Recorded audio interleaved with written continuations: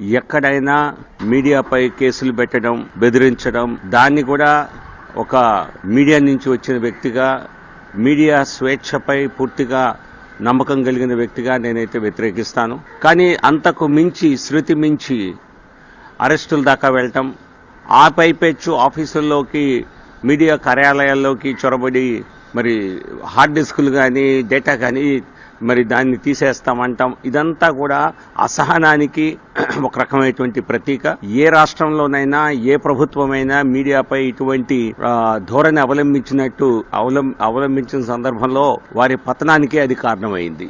Political ప్రెషర్ను ఉపయోగించి లేదా police పవర్ను ఉపయోగించి ఎవరిపైనైనా మరి చర్యలు తీసుకోవటం అంటే అది సమర్థనీయం కాదు. సాధారణంగా ప్రముఖ మీడియా సంస్థలు ఏవైనా కూడా అడ్డగోలు వ్యవహారంగా, అడ్డగోలు న్యూస్ ఎప్పుడూ ప్రచారం చేయవు. కాకపోతే అందరికీ రుచించకపోవచ్చు, అందులో కొన్ని అవాస్తవాలు కూడా, తప్పుడు సమాచారం కూడా వచ్చి ఉండొచ్చు. దానికి వివరణ కోరాలు తప్పితే బెదిరింపు ధోరణులు, వారిని అరెస్టు చేయటాలు, కార్యాలయాలపై దాడులు వంటివి సమర్థనీయం కాదు.